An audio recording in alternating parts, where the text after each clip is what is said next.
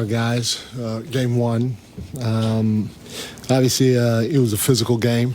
You give Atlanta a lot of credit. They brought a level of physicality to the game that you like, especially at this time of the year. I got to give our guys credit.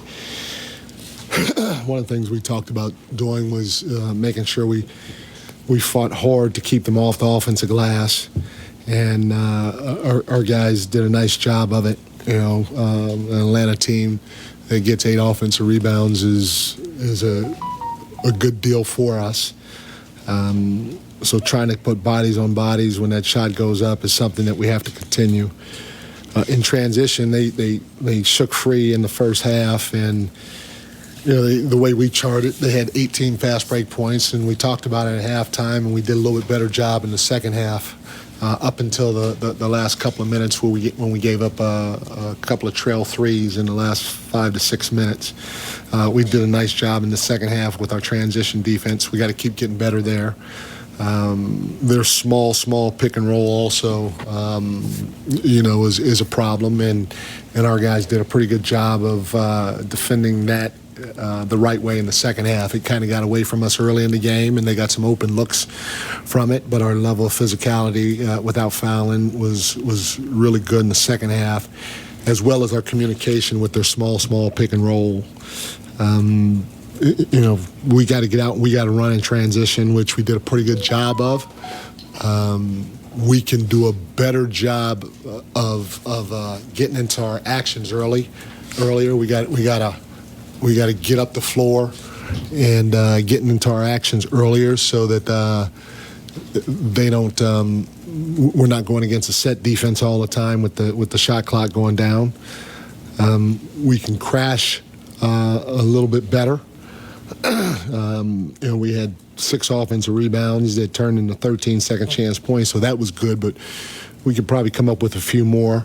And again, you got to give Atlanta credit for what they were doing, boxing out. And then, we got lifts from different guys at different times, which is what the playoffs are about. Everybody kind of stepped up and contributed. OG hit some big shots. Josh, 14 rebounds, it's awesome, a double-double. Cat, he hit some timely buckets for us. Mikal was great defensively. Jalen was good for us, especially early on when we needed to get going a little bit. And even Jordan Clarkson was good in his 11 and a half minutes off the bench. So good win by our guys. Mike, you mentioned Jalen having it going early on. Just the way the game started, were you guys going back and forth? Just how important was it for him to come out and have the explosive quarter that he had to start the game? It's big. He stepped up to the plate like he should have done, and he hit some big shots for us early to help us get out front. And anytime he gets going, it's always been a positive for us. Coach, with that said, he only had 1 field goal in the final 3 quarters, and you guys still won.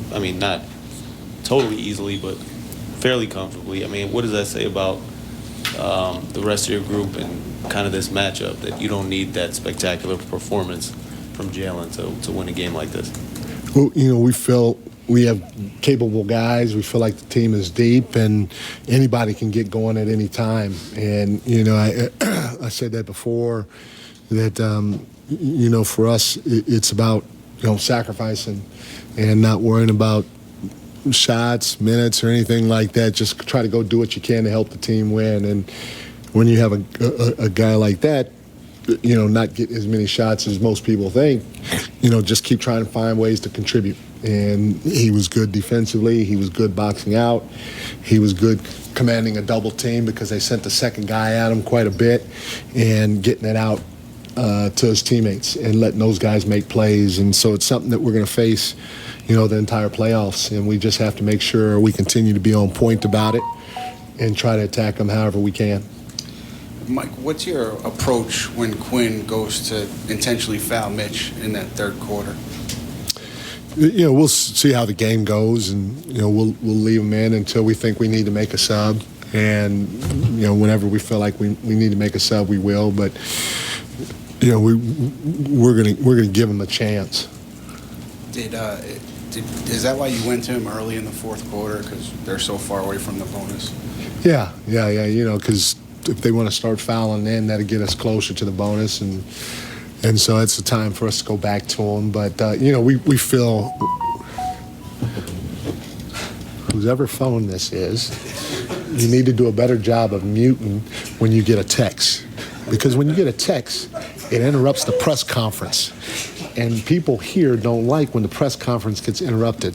So I'd appreciate your help next time, whoever phone this is. Thank you. I'm sorry, was there another question? Okay, no problem.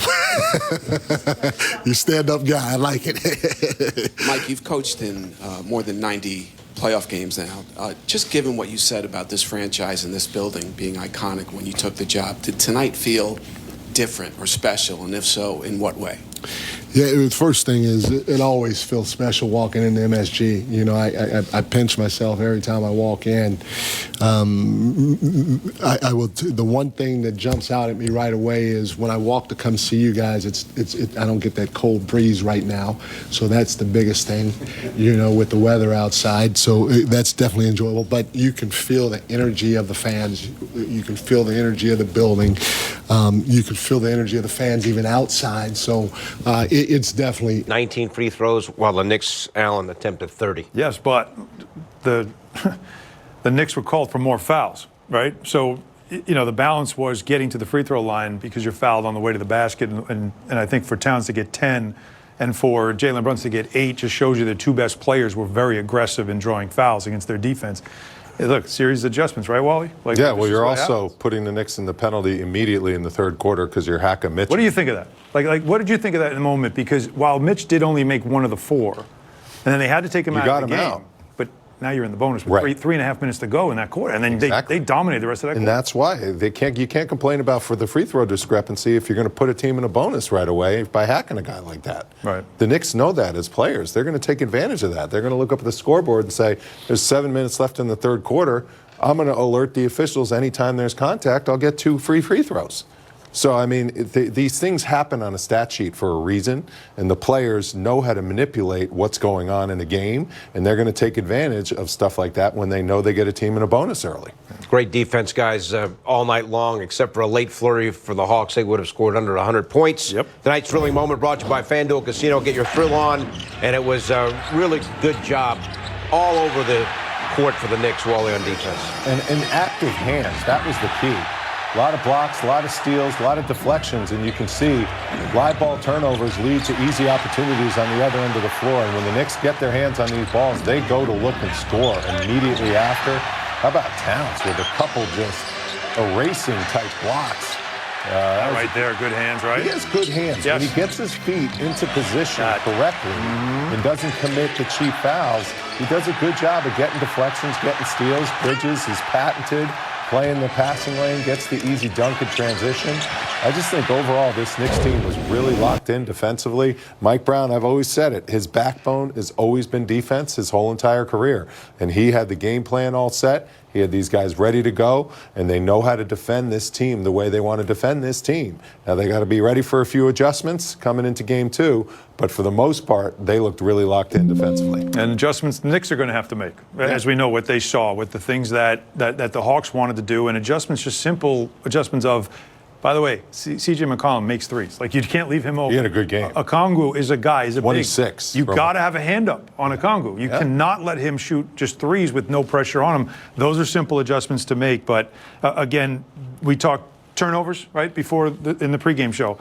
And the Knicks were very good in limiting turnovers. That's how the Hawks beat you. You heard what Quinn Snyder said about how we like to get out in transition, but they do it mostly on forcing turnovers and running against you. And the Knicks in limiting turnovers didn't let that become a major issue. Also hard to run when your opponent's taking 30 free throw attempts. Well, that's true, too. Yeah, that's a great point. And again, the Knicks outscored the Hawks from the line by 13 points.